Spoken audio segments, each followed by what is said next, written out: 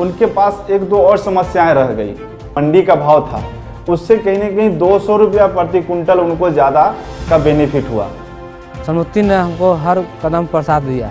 FPO में जुड़ करके इतना आगे बढ़ गई है जो हम सोच नहीं सकते हैं। बहुत आगे बढ़ गई है और आगे और बढ़ाएंगे हम दीदी को।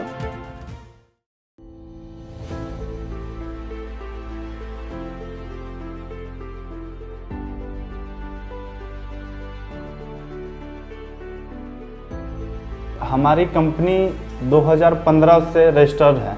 2008 से हम लोग FIG बना के, उस समय SHG और JLG बना करके हम लोग काम कर रहे थे, एक स्वयं सहायता समूह।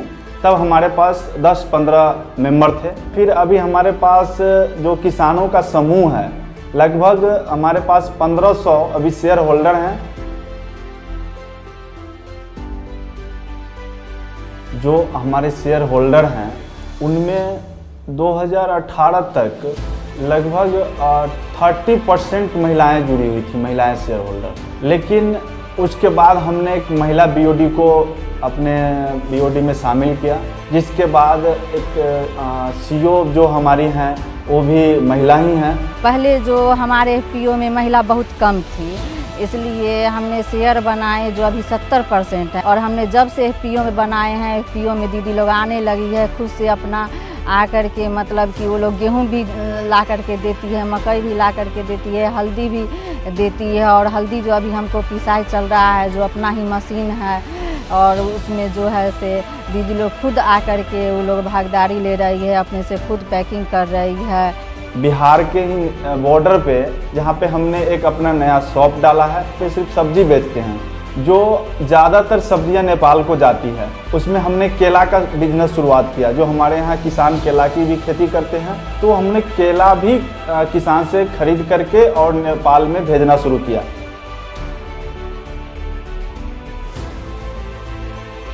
समृद्धि के साथ जुड़ने से एक चीज़ें और हम लोगों को फ़ायदा हुआ कि हम लोग किसान से ज़्यादा कनेक्टिविटी हम लोगों का हो गया।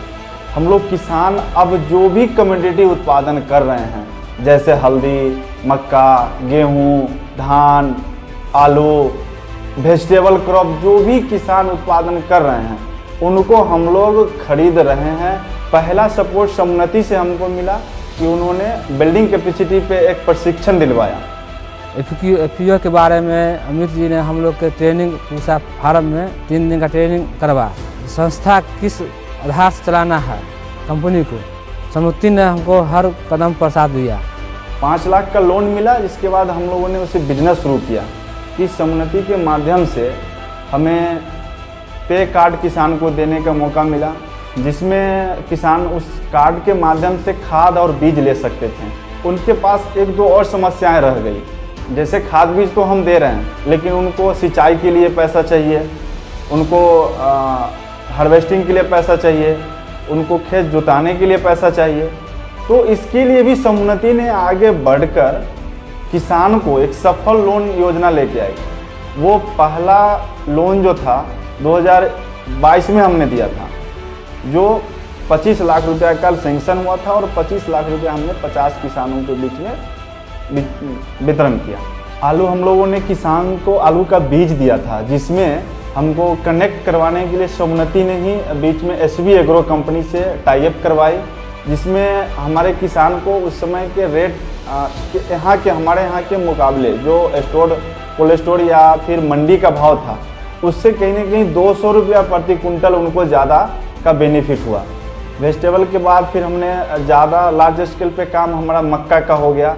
जो मक्का हमने पिछले वर्ष में 1000 क्विंटल हमने समृद्धि को भी बेचा है, और बाकी हमने बाहरी मार्केट में भी लगभग 3000 क्विंटल का हमने बिजनेस किया था मक्का का। बिजनेस शुरू करने पर 2021 का मेरा बिजनेस 67 लाख रुपया गया टर्नओवर।